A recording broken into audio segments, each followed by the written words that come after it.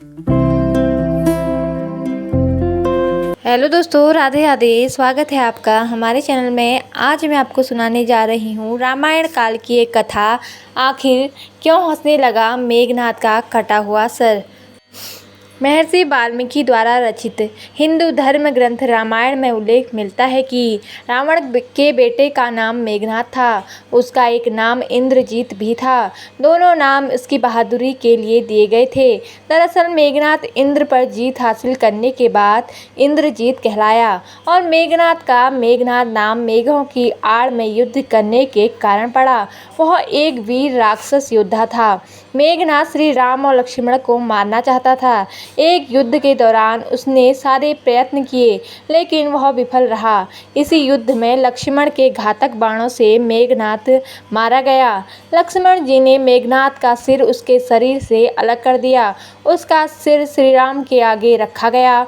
उसे बानर और रीछ देखने लगे। तब श्री राम ने कहा, इसके सिर को संभाल कर रखो। दरअसल श्री राम मेघनाद की मृत्यु की सूचना मेघनाद की पत्नी सुलोचना को देना चाहते थे।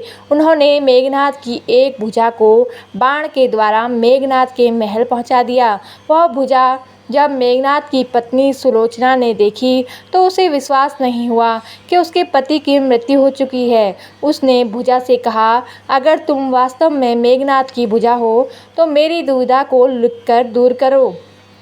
सुलोचना का इतना कहते ही भुजा हरकत करने लगी। तब एक सेविका ने उस भुजा को खड़िया लाकर हाथ में रख दी। उस कटे हुए हाथ ने आंगन में लक्ष्मण जी के प्रशंसा के शब्द लिख दिए। अब सुलोचना को विश्वास हो गया कि युद्ध में उसका पति मारा गया है। सुलोचना इस समाचार को सुनकर रोने लगी। फिर वह रथ में बैठकर रावण से मिलने चल पड़ी। रावण को सुलोचना ने मेघनाद का कटा हुआ हाथ दिखाया और अपने पति का सिर मांगा। सुलोचना रावण से बोली कि अब मैं एक पल भी जीवित नहीं रहना चाहती। मैं पति के साथ ही सती होना चाहती हूँ। तब रावण ने कहा, पुत्री 4 घड़ी प्रतीक्षा करो। मैं मेघनाद का सिर शत्रु के सिर के साथ लेकर आता हूँ। लेकिन सुलोचना को रावण की बात पर विश्वास नहीं हुआ। तब सुलोचना मंदोदरी के पास पहुँची। तब मंदोदरी ने कहा, तुम राम के पास जाओ, वह बहुत दयालु हैं। सुलोचना जब राम के पास पहुंची तो उसका परिचय विभीषण ने करवाया। सुलोचना ने राम से कहा, हे प्रभु राम, मैं अपनी आपकी शरण में आई हूँ। मेरे पति का सिर मुझे लौटा दें ताकि मैं सती हो सकूँ। राम सुलोचना की दशा देखकर दुखी हो गए और उन्होंने कहा कि मैं तुम्हारे पति को अभी जीवित कर देता हूँ। इस बीच उसने अपनी आप बीती सुनाई। सुलोचना ने कहा, मैं नहीं चाहती कि मेरे पति जीवित होकर संसार के कष्टों को भोगें। मेरे लिए सौभाग्य की बात है कि आपके दर्शन हो गए। मेरा जन्म सार्थक हो गया। अब जीवित रहने की कोई इच्छा नहीं। राम के कहने पर सुग्रीव मेघनाद का सिर लेकर आए, लेकिन उनके मन में यह आशंका थी कि मेघनाद के कटे हाथ ने लक्ष्मण का गुणगान किया है।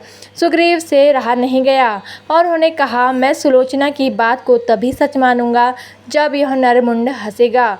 सुलोचना के सतीत्व की यह बहुत बड़ी परीक्षा थी। उसने कटे हुए सिर से कहा, हे स्वामी, जल्दी हंसिए, वरना आपके हाथ ने जो लिखा है उसे ये सब सत्य नहीं मानेंगे। इतना सुनते ही मेघनाद का कटा हुआ सिर जोर जोर से हंसने लगा। इस तरह सुलोचना अपने पति का कटा हुआ सिर लेकर वहाँ से चली गई। तो दोस्तों, इसी के साथ हमारी कहानी समाप्त होती है। आपको कथा कैसी लगी कमेंट करके ज़रूर बताएं और इसी आध्यात्मिक और ज्ञानवर्धक कहानियाँ सुनने के लिए हमारे चैनल को सब्सक्राइब जरूर करें। धन्यवाद। जय माता दी।